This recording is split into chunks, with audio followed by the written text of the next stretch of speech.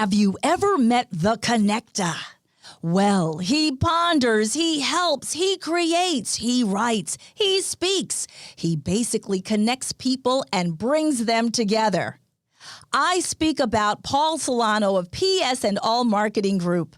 At psandallmarketinggroup.com, you will receive an assembled group of Paul's contacts and connections that cross into many sectors of life. Please contact Paul Solano at 617-240-4130 or psandallmarketinggroup@gmail.com if you are in the market for a wide array of services.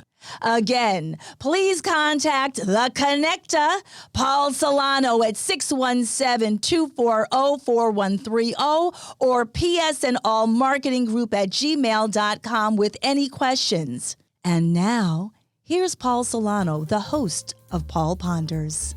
Welcome to #Paul Ponders. I've really enjoyed bringing you fun, informed, intriguing, and pondering podcasts. Many thanks to #PodPro Entertainment.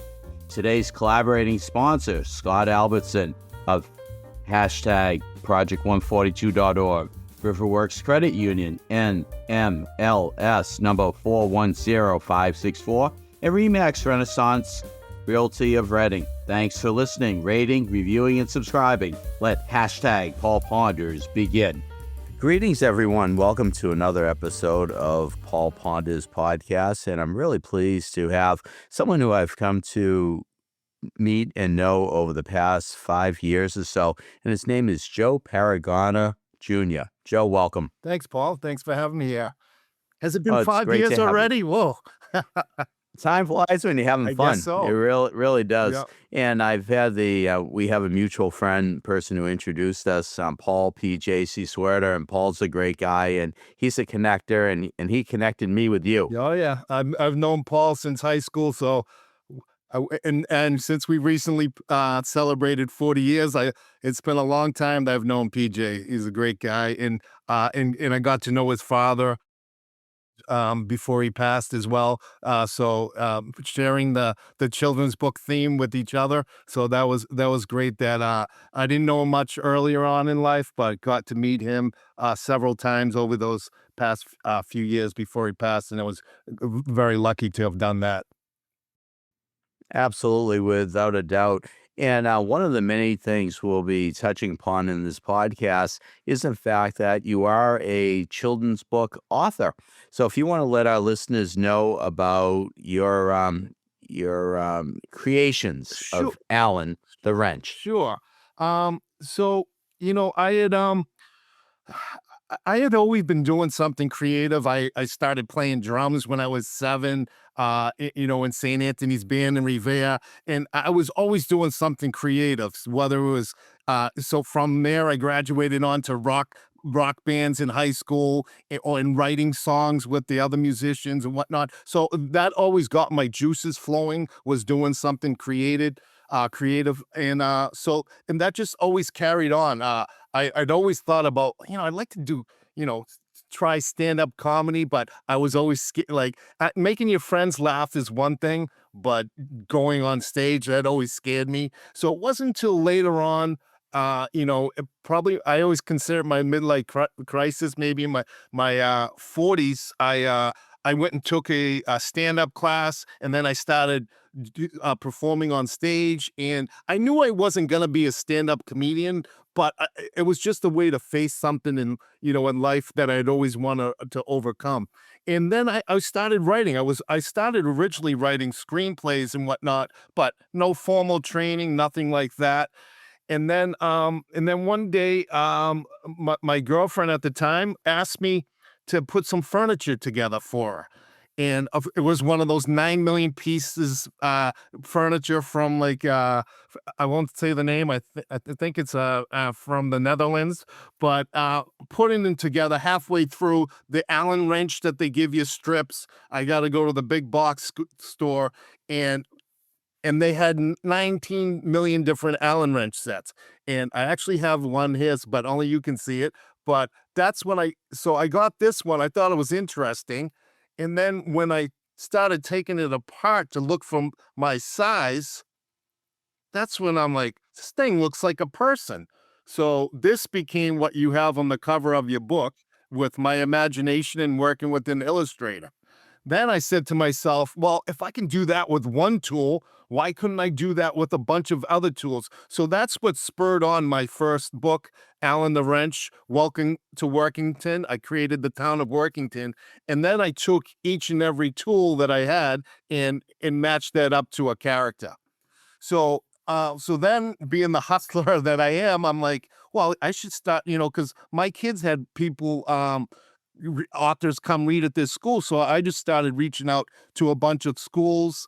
And so I wouldn't just go in and read. I would go in dressed in my construction gear, Alan the Wrench hard hat, my safety goggles, and then my tool belt.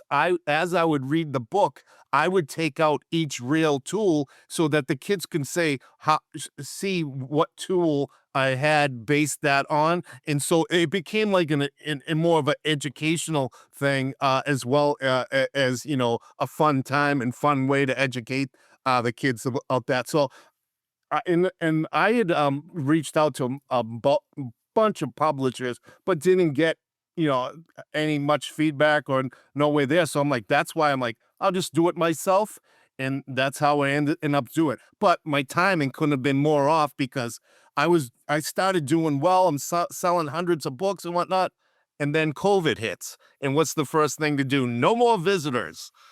So. I didn't know what I was really going to do then. Again, so I went back to doing screenplays, and I would enter all these contests. Same thing. I was get back feedback of, oh, great dialogue and good characters, but you're lacking structure and whatnot. Like I said, I'm self-taught and whatnot. So someone told me about a program at UCLA, the screenwriters program. So I sent in my work. I ended up getting picked for that. So I just finished up the professional screenwriting program at UCLA, and I was doing that nights, like 7 o'clock Pacific time. So my classes would run from like 10 at night to 1 in the morning for the past year. And I just recently graduated that. But now I've actually this summer I entered a bunch of contests. I actually made top 10 in a couple of them. I actually got chosen for the second round for the Austin Film Fest. I just went there in October. So I'm still focusing on that because on the screenwriting as well as the children's books, because recently my son's birthday. So for his birthday, we sent in a cake, and I sent in 12 books for the kids there.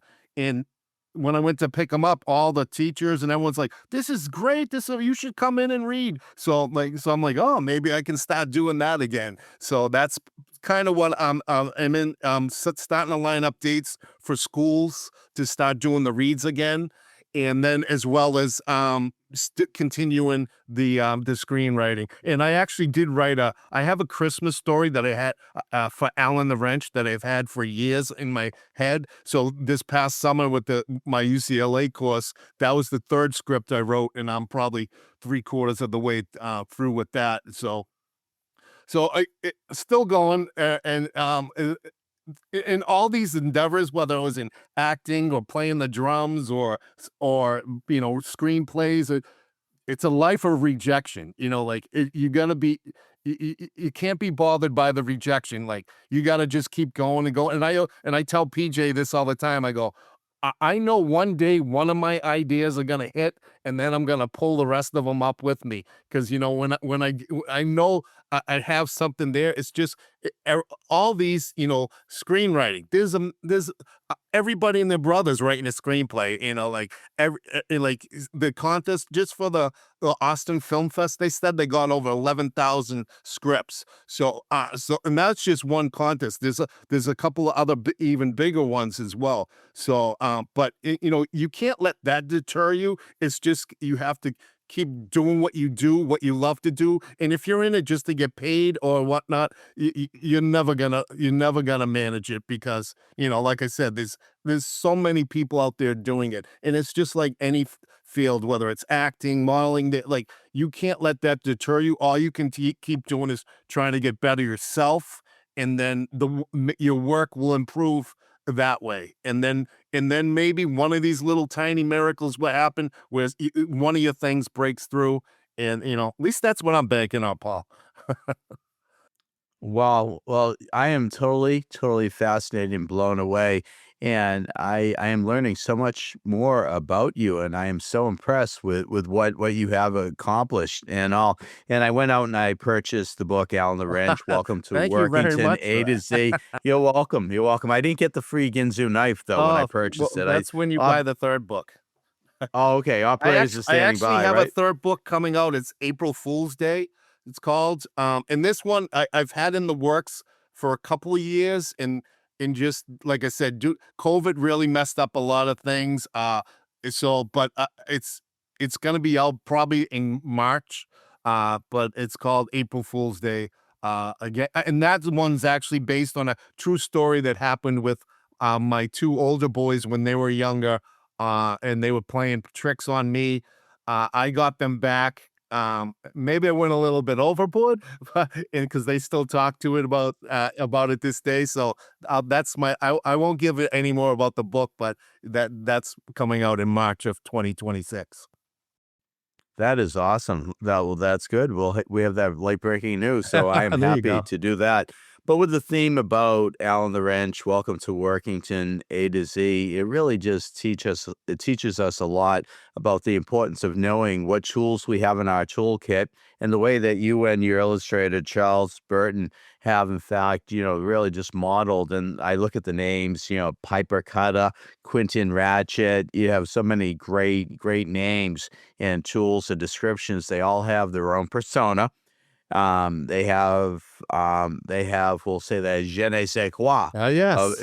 if you will. But it's something that I really see it being a very important subject matter, and that's learning the trades. And I know that I personally am not handy.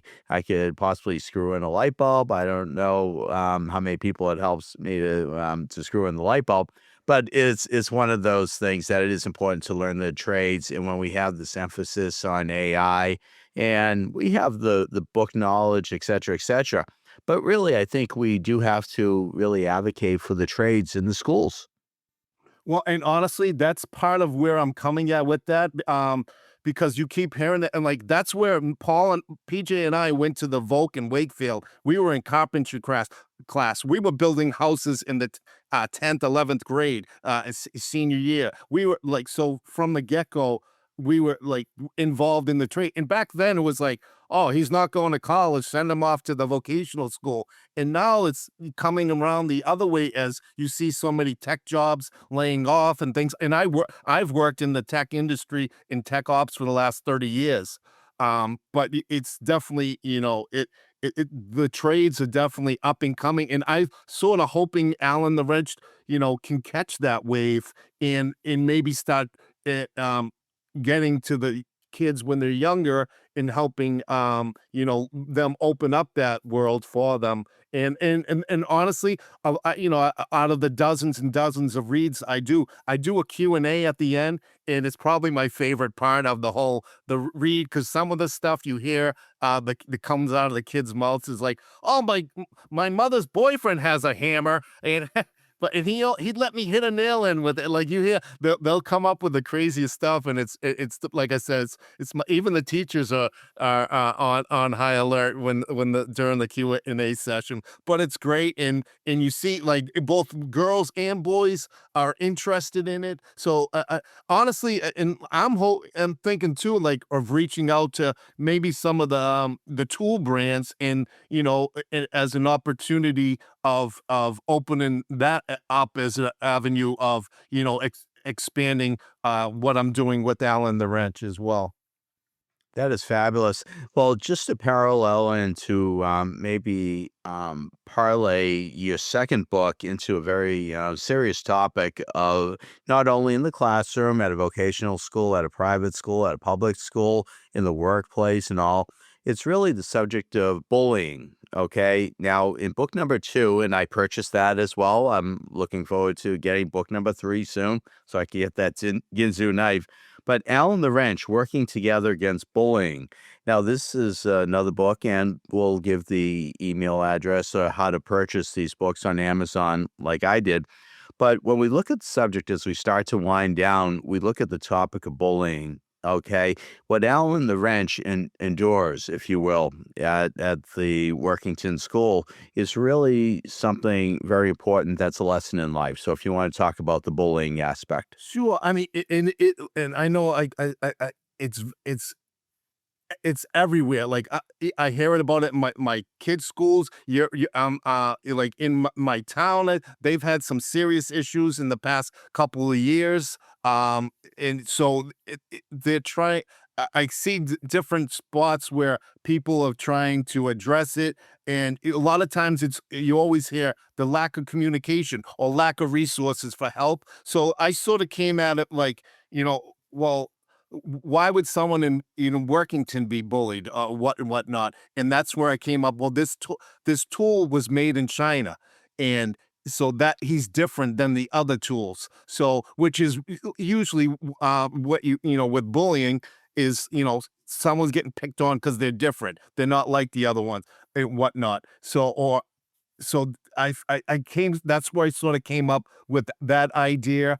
And I ran it by a few of the teachers and spoke to them about real life that they deal with some of the situations with some of their students. So that's where I came at that one from. And unfortunately, when that book just came out, and I was just starting to go to some more events and whatnot, is when COVID happened. So that one I really would like to give that its full spectrum to everyone that didn't get a chance, and I didn't really get that message fully out. But for those that I did, it's a good way for younger kids to be exposed because I went to Revere Public Schools growing up, and I've seen kids get bullied. I was bullied in some instances, and I'm sure a lot of people have that same experience.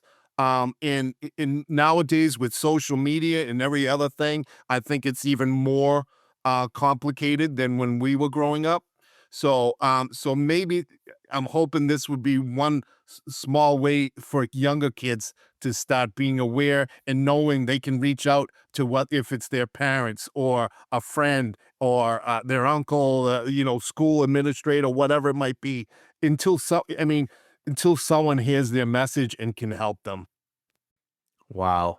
Well, Joe, I want to thank you for being on this episode of Paul Ponders, and really, we've just scraped the surface of so many things that we could talk about. So I think that you'll actually be another guest at another podcast where we could talk about things like your television work, your books, your web series, your voiceovers, your modeling experience, training, instructing. Little bit You of really everything, are Paul. a little bit of everything. Yes, a jack of all trades, a master of many, I would say. But Well, you have that's the many goal. That's the goal. talents. Yeah, many talents in your toolkit. So, how do our listeners in Paul Ponders land get a copy of your Well, books? the easiest thing, if you're trying to get it on Amazon, you can just put in the search Allen the Wrench, and it's like a real Allen wrench is Allen. I use the name Allen, Alan, and it's just Allen the Wrench, and that's the easiest way to go about doing that. Awesome, awesome. And if anyone wants to contact you personally, to anyone from those tool companies that Tool are companies, listening who or if want to someone do knows of a something, school that they would love to have me come read at the schools, that would be great too. That would help me out immensely. Getting the word out there.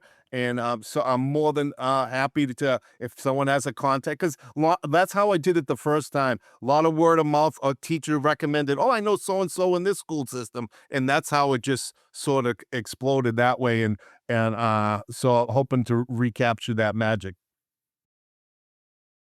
Wonderful. So how do they contact you? Do you have a website, a personal website? You can email me at the best one you can do is Joseph Paragona Jr. at gmail.com. And that's definitely the easiest way to get me. And you could I'm sure you can Google me as well, and all my different, because I'm out there on Instagram, Facebook, X, you name it. Alan the Wrench is out there some way or another. I love it. I love it. Well, Joe Paragona Jr., I really appreciate you being on, and looking forward to seeing that book come out in late March for April Fool's Day. Sounds good. And Paul, I very much appreciate it. You having me on, and I'm glad we got to hang out and connect these past few years, and I'm sure I'll be doing that for many more to come.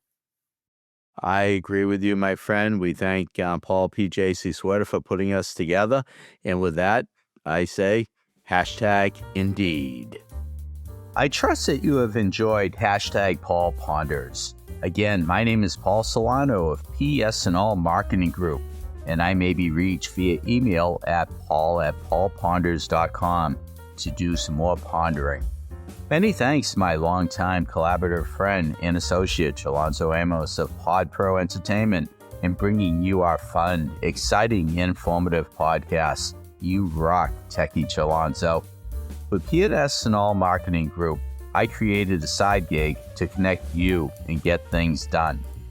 Please do not hesitate to reach out to me at paul@paulponders.com with any questions. Subscribe to our YouTube channel at Paul Ponders. Follow us on Twitter at Paul Ponders Pod. Follow us on Instagram at Paul Ponders Podcast. Thank you again for listening to #Paul Ponders, available on Apple Podcasts, Spotify, our website paulponders.com, or wherever you stream your podcasts. Subscribe, stream, rate, and review our shows. Your ratings and reviews help our show reach new audiences. Produced by Pod Pro Entertainment, #Paul Ponders lives within a network of podcasts located at podproentertainment.com. #the new radio.